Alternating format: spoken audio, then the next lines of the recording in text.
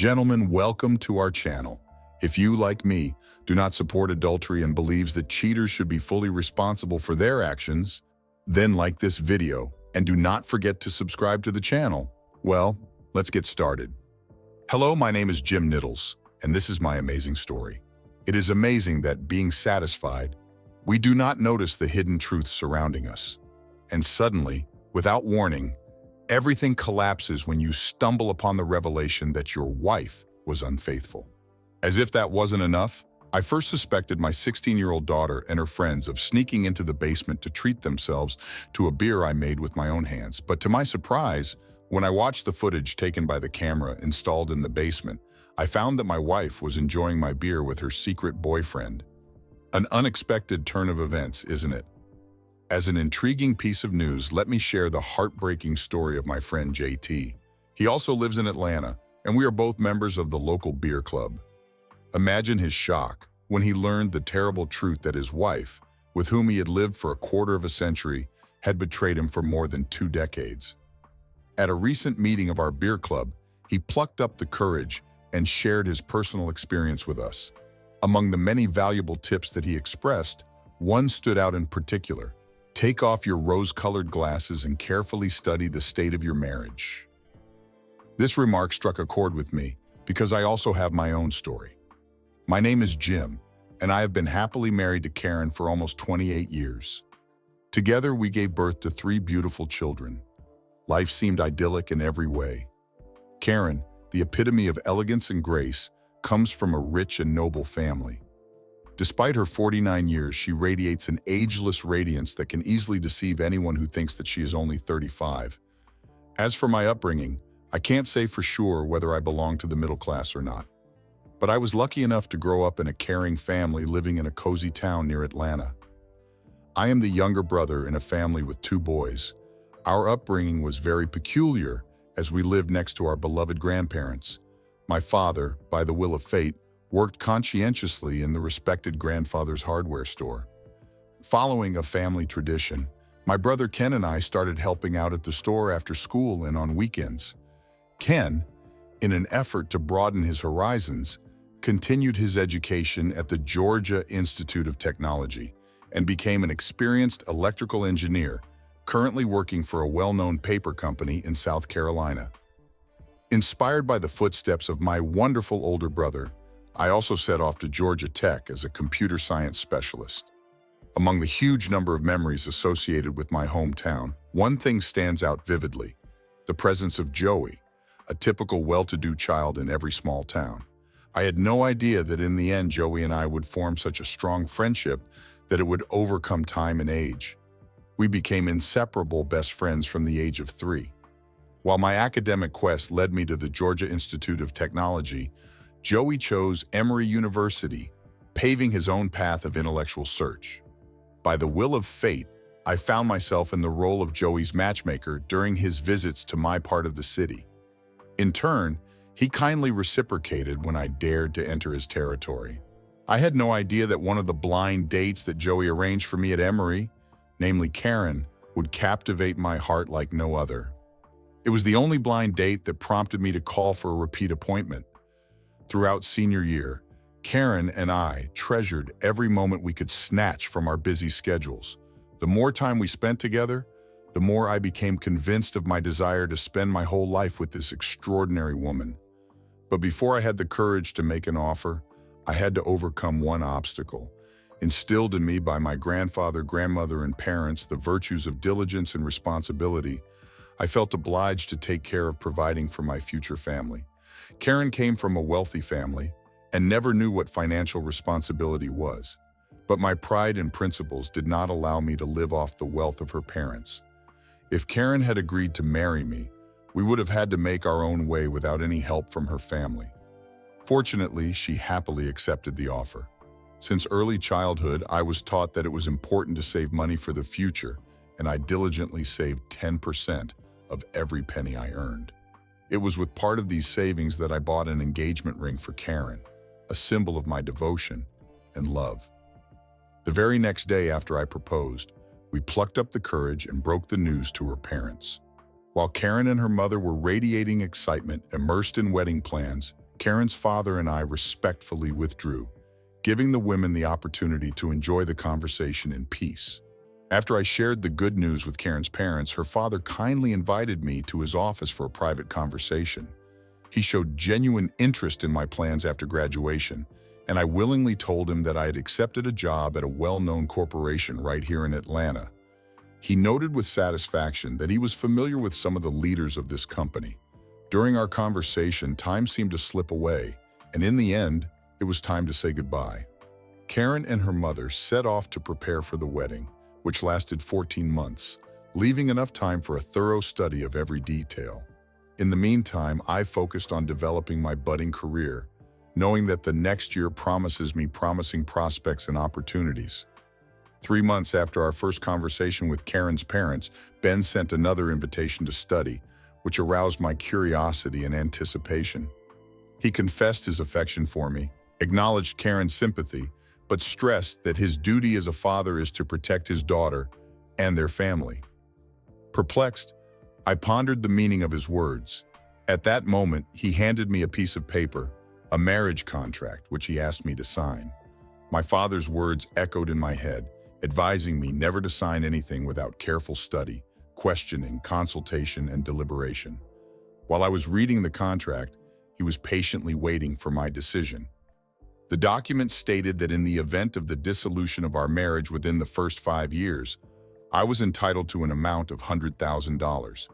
In addition, the agreement clearly stated that I was not entitled to receive any additional assets from Karen or her family. In addition, the agreement provided for a gradual increase in the monetary limit every decade, and as a result, by the 25th anniversary of our wedding, the limit would reach $5 million. Caught off guard, I was speechless, considering how to react. After a few minutes, I found the strength to say, "Sir, I sincerely love your daughter and I dream that she will be devoted to you all her life. But I can appreciate the pragmatic perspective of this proposal. I will take this document with me and carefully study its consequences." He nodded back and said, "Okay, I'll wait patiently for your decision." Knowing that my father is my most reliable and loyal friend, I immediately turned to him for advice. He carefully read the document not once, but twice, after which he said, "Jim, now it's clear why Ben needs this agreement. In its current form, it provides exclusively for the interests of his family. But what are your desires and how do you want to protect them?" We delved into the discussion of my desires, emotions, aspirations, and long-term vision together with Karen. My father said, "I've always been of the opinion that if someone asks you to give up something, they should be willing to make sacrifices. Ben's lawyer seems to be putting the Thompson family's well-being first. It is quite obvious that Ben's lawyer was hired in order to prioritize the interests of his client. Considering you as a villager with minimal stakes, but significant potential benefits, both you and I understand what lies at the heart of this agreement. Ben, despite the fact that he recognizes your current love for Karen, has concerns about the possible development of events. If any of us were in his place, we would most likely take similar precautions." After a short pause, the father continued, "Jim, a marriage can break up for various reasons. This prenuptial agreement covers all possible reasons. If studying together in college is one thing, then overcoming the difficulties associated with the married life of a working couple is a completely different matter. Are you sure that you and Karen will be able to overcome any difficulties that may arise? It is possible that life together may be complicated by circumstances related to work, social circle, financial difficulties, family influence, or any other factors. Do you feel like getting Ben's money in case your marriage doesn't work out? What situation would prompt you to demand financial compensation from him?" My God, I am grateful that I turned to my father for advice. I turned to my brother Ken and got his opinion, which basically coincided with my father's opinion. After talking with several other trustees, I determined what changes I would like to make to the agreement. During our next visit to Karen's parents, I approached Ben and asked for a brief conversation. He looked at me and offered to retire to the office to give the ladies an opportunity to discuss wedding issues. When we entered the office, I took out the prenuptial agreement that Ben had given me earlier. "Sir," I began, "after careful consideration, I think some changes need to be made." He was about to intervene, but then he paused and nodded his consent to continue. I fully understand and respect your point of view, I continued, and I want you to know that I am marrying your daughter out of sincere love for her. Therefore, I propose the following. During the first decade of our marriage, I propose to set aside $100,000 annually in an investment account. We will jointly determine the most suitable investment options for these funds. In order to strengthen our relations and develop a deeper connection, I propose to hold quarterly meetings to review and discuss these investments. In addition, in the unfortunate event that our marriage does not prosper, you will keep the funds deposited. Karen and I will share equally all the property acquired during our union, with the exception of the property received from your and my family, which will remain separate. In the event of a divorce due to my adultery, the money will remain with you, and Karen will receive 100% ownership of the property acquired during our marriage. This condition does not apply to property received from you or my parents. If the divorce happens as a result of Karen's adultery, I will be entitled to the money and 100% ownership of the property acquired during our marriage. Again, this condition does not apply to property received from you or my parents. On our 43rd wedding anniversary, Karen and I will get full control of the investment account. I have two questions. Firstly, why is the deadline set at 43 years? Also, could you elaborate on the concept of separation of adultery? As for the 43-year term, it's very simple. By this time, we will both be 64 years old and the funds will be used for our retirement. Understanding my explanation, he grinned and gestured for me to continue. In case our marriage turns out to be unsuccessful, despite our sincere efforts to reconcile differences, everything will be divided fairly. We sincerely tried to make everything work out for us, so why should one person be punished? But if one of us commits adultery, it will be a deliberate act that will destroy the foundation of trust and fidelity necessary for the prosperity of marriage. Marriage is a union of two people forming a single whole. Our goal is to remain faithful to each other throughout our lives. If Karen is dissatisfied with our relationship, she has the opportunity to file for divorce, which will give her the right to any romantic ties she wishes. I, in turn, undertake to remain faithful to Karen, except that I will demand retribution only if she commits adultery during our marriage. Does this answer your questions? Yes, my son, you have indeed given satisfactory answers. I will arrange for a revised version of the agreement to be prepared for you. Now let's join the women. A few weeks later, we invited Karen to discuss the prenuptial agreement with her. Karen was shocked by such a revelation and did not even think that such a thing was possible. When she finished reading, she looked up and asked Jim, "You really don't mind?" Jim replied, "Yes, Karen." Intrigued, she reread the agreement for a moment. Perplexed, she asked Jim, "Why 43 years, and what kind of talk is this about adultery?" Laughing, I replied, "Your father asked me the same questions. In 43 years, we will both be 65 years old. We will assume that this is our pension fund." Karen was sitting, and a smile slowly appeared on her face. She realized that if they both strive for their marriage to be successful, and it does not work out, then they will have the opportunity to divorce and move on, knowing that they gave it all their strength.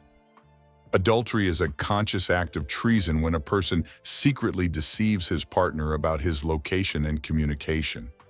It's hard for me to imagine anything more heartbreaking and deceptive in marriage.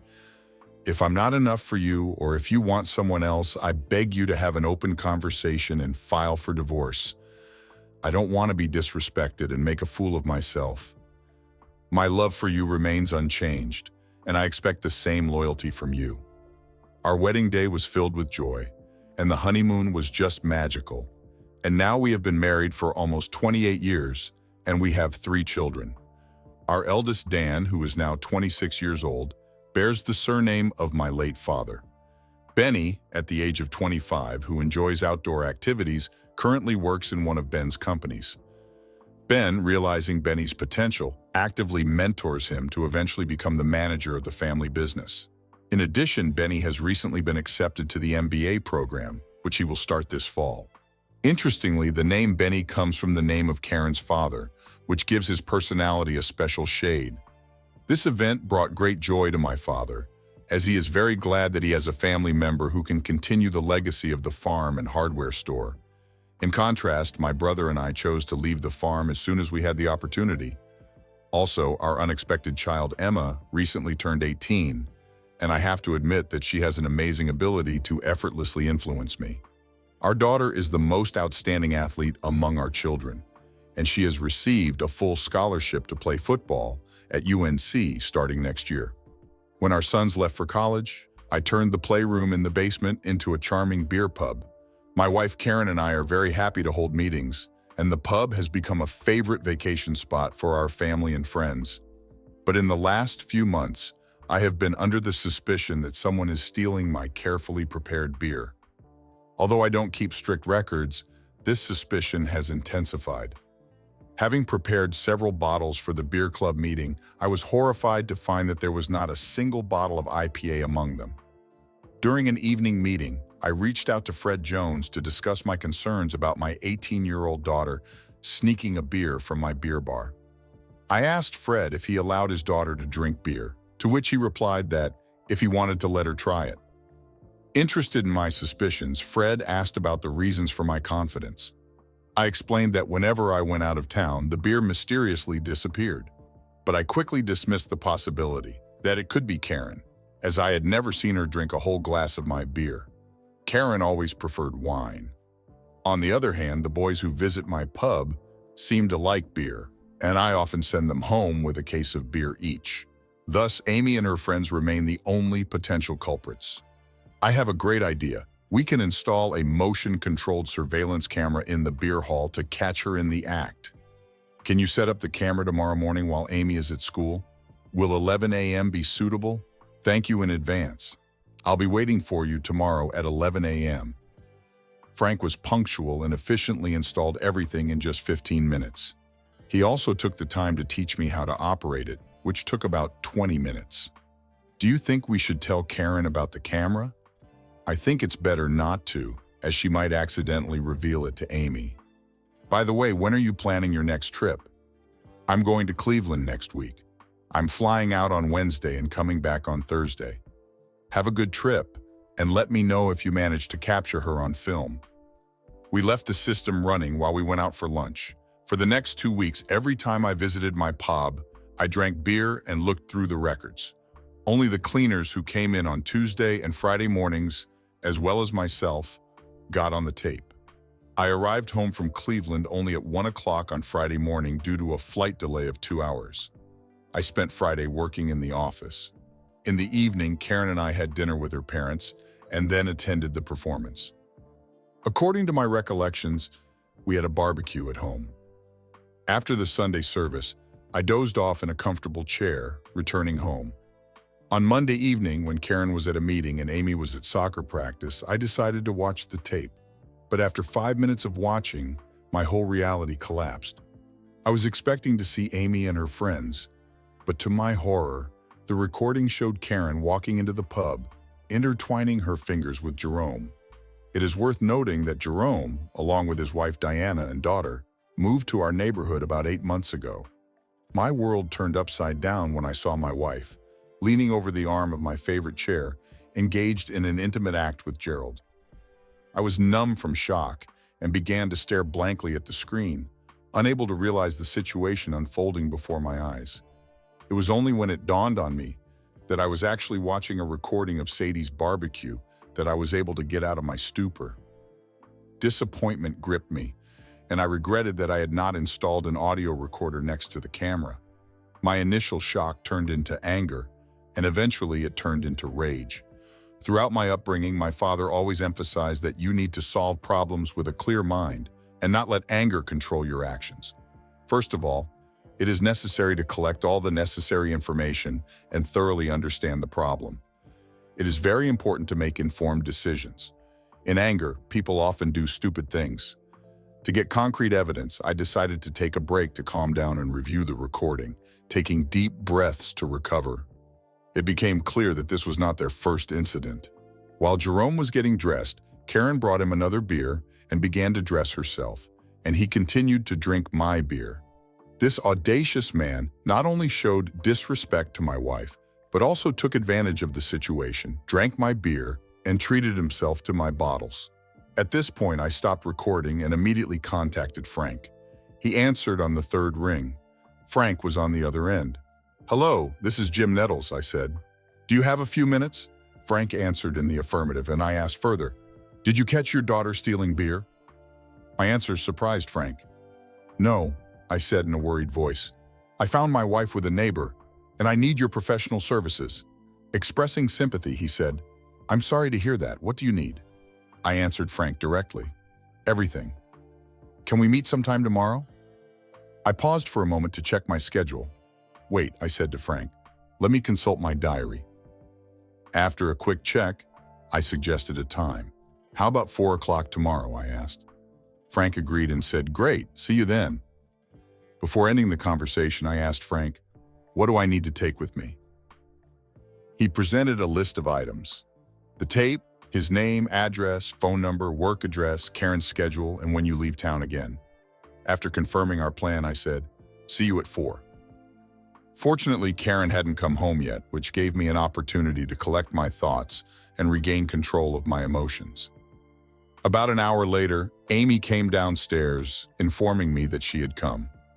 We went upstairs together and started talking about the upcoming football game, reassuring her I promised that I would be there and support her. Being a person who is completely immersed in solving problems, I decided not to sleep and wait for my unfaithful wife to return home. I couldn't help wondering if she was really at the meeting that night or if she had some kind of illicit affair. In any case, I thought to myself, Frank will get to the truth. Time passed, and I entered Frank's office fully prepared for any challenges that awaited me. Expressing sympathy, Frank said, "I'm sorry to hear that Karen cheated on you." In response, I explained, "I talked to JT, who mentioned how you and Mike Ford handled his case. You're a professional. What do you recommend?" I shared my awareness of the marriage contract and the existence of sufficient evidence of adultery, but my curiosity wasn't limited to that. "But," I continued, "I want to know everything about Jerome, his biography, his spouse, his family. I want him to be monitored around the clock. I want to get an idea about his activities, about the people he communicates with, about how he earns money, which is of the greatest value in his life." Disappointment heated up my words, and I declared, "I want to be watched not only for him, but also for Karen." Frank recognized the magnitude of the task and realized that it would take time and effort to collect all the necessary information. Assuring me of his readiness, he said, "I will ask my staff to start working on this in the morning." To enhance surveillance, he suggested installing video cameras and voice recorders in every room of my house, as well as in Karen's car. Realizing the importance of audio evidence, I remarked, "It's a pity we don't have an audio recording from last week." I told Frank that I would be going on a business trip in the near future. "In 3 weeks, I'll be gone for 4 days this time." After assessing the timing, he replied, "Great, by that time we should have enough information for you." "Did you bring the tape?" Frank asked. I replied, "Yes, I brought everything you asked for." Then he asked me how to get to my house to install the new system. I told him, "Karen plays bridge on Thursday mornings. How long will it take you?" Frank replied, "It will take us at least 2 hours." Having planned the schedule, I suggested, "Okay, let's meet at my house on Thursday at 9:30. Leaving Frank's office, I felt relieved, realizing that the case was progressing.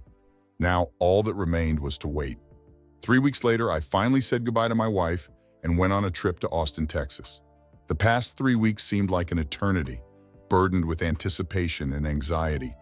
I put all the necessary legal documents prepared by Mike Ford safely in my briefcase, knowing full well that it was I who would have to hand over the divorce papers to Karen.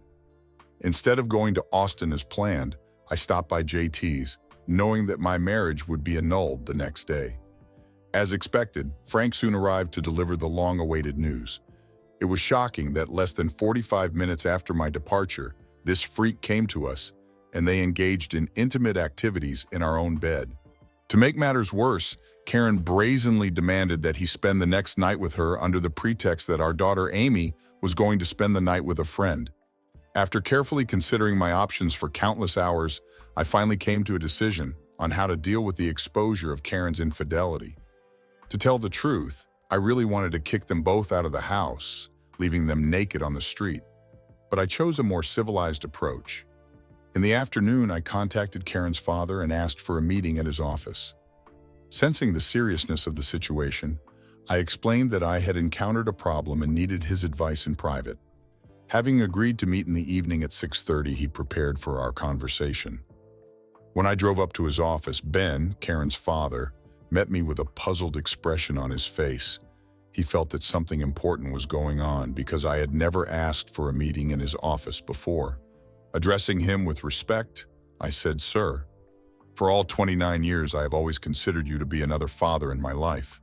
I am grateful for the connection that has developed between us during this time. Because of this deep respect and the role you play in my life, I decided to approach you with the same level of respect that I would approach my own father in this situation." Confused by my words, he asked, "Jim, what are you talking about?" Taking a deep breath, I plucked up the courage and told the truth. "Well, sir, tonight I'm going to hand Karen the divorce papers for adultery." Shocked and confused, he asked me, "What on earth is going on?" Gathering my thoughts, I explained, "I have recordings of Karen and her lover engaging in intimate activities in our marital bed. Moreover, your daughter and her boyfriend are currently doing it in our bed." Stunned by such a revelation, he replied, "This can't be happening." "Unfortunately, it's true, sir. I've been considering different approaches to this situation." After sharing my initial wish, I confessed, "What I really want is to meet them directly and kick them out of my house." Your incredulous reaction was expected. "You're not kidding," he exclaimed. Realizing the significance of our relationship, I confirmed, "Yes, I really would like to do that, but out of respect for you, I have developed an alternative plan that I would like to discuss with you." For the next 45 minutes, we had a conversation, outlining the plan I proposed, which, in the end, was chosen the most optimal. After all, at 9 o'clock, Ben and Frank Jones, Brad Williams, Mike Ford, and Steve Collins, an Atlanta police detective, gathered at my house. After introducing everyone, I said that Karen and her lover are now in the master bedroom. When we gathered on the porch and discussed what was happening, Frank's earpiece notified him of their intimate actions. Sighing heavily, I unlocked the front door and led the audience into the living room. Turning to Ben, I said sympathetically, "I'm sure you don't want to see your daughter in such a delicate situation. Why don't you wait downstairs?" Having calmed him down, I once again confirmed that I undertake to refrain from physical influence on Karen. Behind us, Brad carried a video camera, ready to capture the evidence before entering the bedroom. It was important to us that they knew that they were being recorded, both for legal purposes and to confirm our presence. According to our plan, we settled down outside the bedroom door, patiently waiting for Jerome to be ready to leave. As we walked down the corridor towards the bedroom, we could hear the sounds of their intimacy. These were not just the sounds of casual encounters, but the passionate sounds of love joys. We went into the room where Karen was sitting, clutching a sheet to her neck, and Jerome was trying to cover himself with a pillow. Addressing Jerome, I introduced the persons accompanying me. "Jerome, let me introduce you to this esteemed company. First of all, we have Frank Jones, an experienced investigator. Mike Ford, my divorce lawyer, is standing next to him. And finally, meet Steve Collins, an Atlanta police detective." Brad skillfully controlled the camera, filming the unfolding events. Despite the burning desire to kick them both out of the house, I was hatching alternative plans for their fate. "Before we continue," I said firmly to them, "I want you to understand that the whole house has been vigilantly recording every moment for the past 3 weeks. Taking a deep breath, I continued, addressing Karen directly. "Karen, it's no secret that Jerome is someone from your past, an old hobby. During these 3 weeks, I found out that you were going to marry him, not me." Looking around the room, I was convinced that everyone knew the truth. Everyone in this room knows that you decided to marry me only because your parents wouldn't approve of your relationship with Jerome. There is no denying that you entered into this marriage to fulfill their desire to have grandchildren and secure an heir. I understand how important it is to have heirs, and it seems that you have successfully taken care of the continuation of your family for another generation. But Karen quickly interrupted me, pleading, "Jim, please stop. I'm not interested in listening to everything you have to say, either now or in the future. You can't change anything about the undeniable fact that you betrayed our marriage by having an intimate relationship with another man in our own bed. You can't expect me to believe that it was a simple mistake. I have a recording that shows how you invited this man to spend the night with you after he had already had an intimate relationship with you twice in our bed just 2 hours after I left town. So don't try to change everything. I can't bring myself to believe a word you say. I looked at Jerome. Addressing Jerome with a mixture of contempt and admiration, I remarked, "I have to say that you are a really experienced player." I told him that for the last 3 weeks our team had been monitoring him, finding out all possible information. With Frank's help, I asked him to play a DVD intended for Jerome and Karen to watch. Drawing attention to Karen, I asked her to be attentive, emphasizing that I wanted her to see the true essence of her lover. During the viewing, scenes of Jerome's intimacy with Karen were shown, as well as individual episodes of his relationship with 2 other women. But the most revealing thing was ahead, a scene that would expose Jerome's true nature. In another scene captured on video, Jerome was seen with his friends at a restaurant last week. The conversation at the table took an alarming turn when someone asked Jerome about his relationships with married women. Without hesitation, he boasted, "Yes, damn it, I can't resist relationships with married women. There is nothing better than performing intimate acts with them in the bed of their own husbands." When asked about his recent meetings after returning to Atlanta, Jerome proudly said, "Oh yes, there are 3 married women in my entourage now.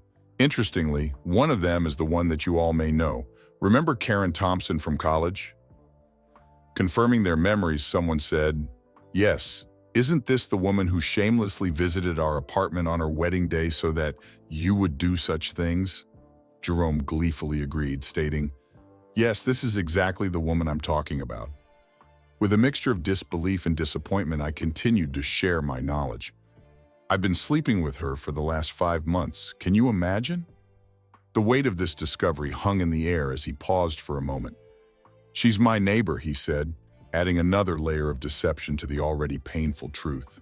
Reflecting on the past, he remembered how Karen wanted the last intimacy before the wedding, assuring that after that she would be faithful to me. "That's right," I confirmed, nodding at the accuracy of my memories, and the recording continued. "For a while, she really kept her word, up to 5 months ago." A feeling of bewilderment filled the room as he continued. "Now she tells me she regrets marrying him and not me. Can you believe it? She really believes that I would choose her as my wife." The tension was building. Jerome was already shouting at me in anger, and Karen was curled up in a ball, sobbing uncontrollably.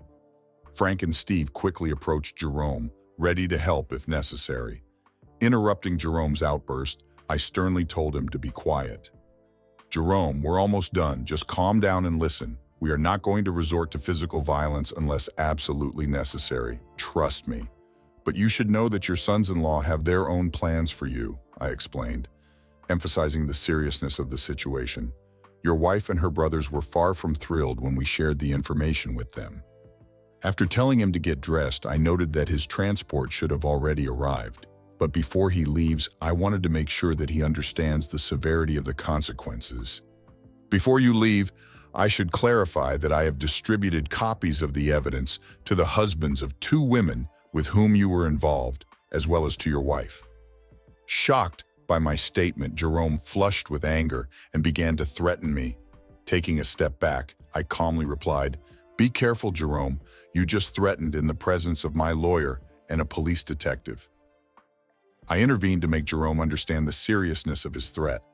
"Also, keep in mind that your threat is recorded on tape." Then Mike handed me a sheaf of papers, which I handed to Gerald. Keeping calm, I continued to address Jerome. "So these are the divorce papers that your wife asked me to give you." I paused for a moment and then added, "Before I forget, she wanted me to let her know that she doesn't want to see you anymore. She hopes that you will go to hell and never come back." The shocking nature of this statement did not leave the room. I continued to share additional information. "It's interesting that her brothers volunteered to pick you up tonight. They are waiting for you downstairs now, and I must inform you that they are not happy that they will have to wait until we finish our conversation." Having firmly concluded the conversation, I said, "And now it's time for you to leave. I hope you enjoy the trip home." At that moment, someone called my name saying, "Hey, Jim," before Jerome left. It was necessary to inform him about the role played by Karen's brothers in gathering information about him. Don't forget to tell him about the significant help her brothers provided in gathering evidence against him, I reminded Gerald. Grateful for the reminder, I continued. Yes, the documentation we provided to your wife covers a period of at least 15 years. With the help of his brothers, Frank carefully documented a total of 12 cases of adultery. At this moment, urgency was needed. You need to hurry. They're waiting for you downstairs, I advised Jerome. Steve immediately took Jerome's arm and guided him to the door. Taking advantage of the opportunity, I turned my attention to Karen, my lying and unfaithful wife. Tell me, I began, fixing my gaze on her. What does it feel like to know that the person you thought was the love of your life is playing a fool with you? How does it feel to realize that you were just a pawn in their game and not really loved? How does it feel to find out that you were just another object of Gerald's desire? How does it feel to realize that 30 years ago, you were just one of his toys? How does it feel to realize that he never really loved you? How does it feel to know that you weren't the only one he was playing and cheating on? And now, how do you understand that today, you continue to be his toy? My words hung in the air, weighed down by the weight of the truth. Seeing the effect of my words, I made a short pause, giving the opportunity to realize the seriousness of the situation. Gathering my thoughts, I continued. You single-handedly destroyed our family. Tell me, how does it feel, baby? The silence dragged on as the weight of my words settled on us. After a while, I added, I told you 30 years ago that the worst thing you can do for our marriage is to betray my trust through infidelity. The destruction of our marriage is already unbearable, but to destroy our entire family for the sake of a man like Jerome is simply inexcusable. From that day on, you have eliminated joy from every holiday, every birthday, every graduation, every wedding, and every special family event. Because of your promiscuity, you have lost the respect not only of our children, but also of our parents, my parents, and our friends. Just the sight of you disgusts me. It is impossible to believe that I have spent 30 years of my life loving a man who is nothing more than a dissolute person. When she was lying on the bed and sobbing, burying her head under the covers, I realized that she wasn't worth my precious time anymore. Get dressed and get ready to leave. Your father is waiting for you downstairs. He reluctantly agreed to take you home, although he doesn't want to tell Alice about your infidelity. I don't have any more words to tell you.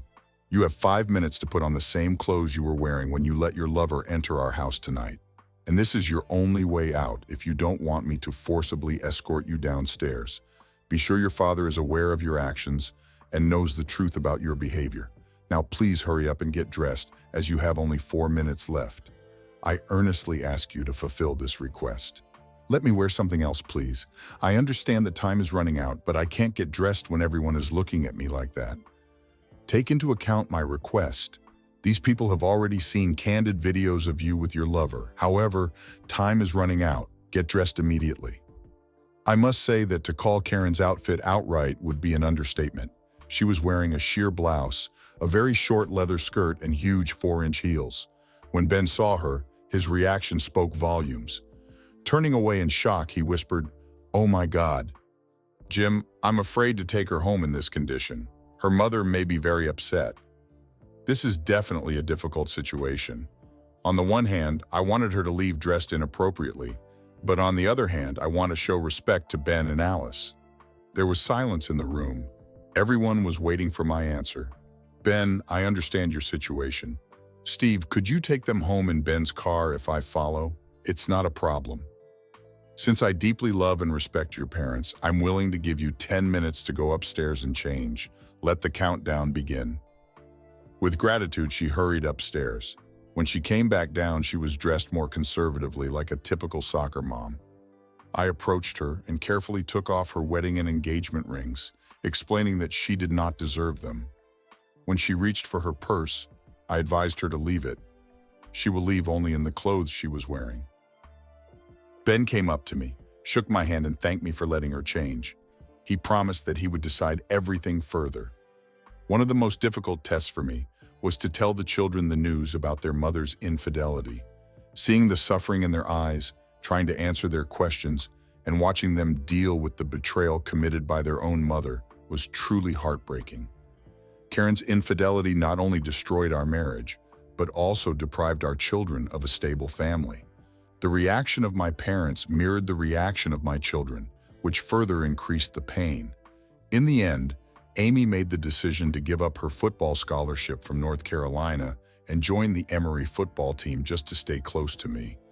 As a compromise, she agreed to live on campus with her teammates while studying at Emory. With her help, I was able to renovate the bedroom and buy new furniture for my house. When she's not at home, I sleep in the guest room. Dan and Benny started visiting me more often to check on me. I really appreciate that they take turns accompanying me to beer club meetings. Benny even took the trouble to grow hops for our beer club. We are planning to arrange a competition to see who brews the best beer using Benny's hops. It's nice to know that Amy looks after me and makes sure that her brothers keep in constant contact with me. Following the advice of our lawyers, Karen and I came to an agreement to divorce without coercion. Fortunately, Ben recognized the evidence I had of Karen's infidelity, which saved me from having to accuse her of adultery in order to gain control of the investment fund as stipulated in our prenuptial agreement. This decision saved Ben, Alice, and Karen from the possible shame associated with a public trial. As a gesture of goodwill, I allowed Ben and Alice to sort out Karen's belongings and claim her personal belongings. Unexpectedly, 2 months later, Karen's father called me and offered to hold an official meeting in his office. Considering that we often talked on the phone, this request took me by surprise. For the past 25 years, Ben has been insistently asking me to join his family business, but I invariably refused, deciding to forge my own path and avoiding accusations that I was counting on his success. To my surprise, he recently started asking me to join him again. Instinctively, I raised my hand and resolutely refused his offer. I made it clear that I did not intend to become part of his company. Jim, I understand and appreciate your words of refusal, but this time the circumstances were different. Since I am approaching the age of 76, it is clear that Dan, for at least 15 years, will not be able to take over the management of the business. I was always sure that if something happened to me, you would step in and take control. The recent incident with Karen has had a heavy impact on Alice, and now she needs my support. Alice is so ashamed that she has isolated herself from friends, preferring to stay at home. Her consultant offered to take her away for a while. Jim, I'm asking you to help me take responsibility and guide Dan to a successful future. I am deeply saddened to hear about Alice's situation. Please give her my words of love. But sir, I'm not ready to give you an answer tonight. I ask you to give me a few days to think about this issue. I need to get Alice and Karen out of Atlanta right away. Please let me know when you can give me an answer. I'll meet you here in 3 days to hear your answer. Say hi to your parents. What? I know that you usually consult with your father before making such decisions. See you in 3 days. 3 days later, I informed Ben that I was accepting his offer. Dan is enthusiastic about his duties as custodian of the family business, and Ben is right. He has many more years ahead of him before he can lead the company. We meet with Dan and Ben every month. Bunny and Amy are having a conversation about our family business, making sure that Ben is aware of all the events. Thus, Dan has a reliable support system to which he can turn for advice, just as I rely on my father and brother. Despite the fact that Karen moved to her parents in Florida, she maintains regular contact with the children. Dean and Benny often go to Florida to visit Karen, and Amy spends a couple of weeks there every summer. Karen also attends a few of Amy's soccer matches but keeps her distance from me. Alice is making progress, but it seems unlikely that she will return to Atlanta. As for Gerald, I do not know his whereabouts or what could have happened to him. After his divorce from his wife, as I heard, he moved to one of the western regions. He gained a fairly good reputation, was involved in at least 8 divorce proceedings, and was experiencing serious financial difficulties. Not only his life suffered, but also the fact that he played a role in the destruction of several marriages. However, you should not blame only him. These women deliberately made the decision to change their husbands. They were fully aware of their actions, planned their meetings in advance, and should bear equal responsibility with Jerem. I hope that in due time, I will find someone again whom I can love. I really miss communication in marriage, when there is someone to hug, talk to, and share my love. I will continue to get up every morning, express gratitude to God for my children, and adhere to a far-sighted approach to life until that very desired moment comes. I also want to say that Alice called me a week ago. She shared the sad news with Lena. Karen was recently diagnosed with ovarian cancer, and now she is being treated. Alice said it could end very badly for Karen. I sympathized with their experiences with Ben and asked them to keep me informed. Apparently, for my suffering and pain, karma overtook Karen.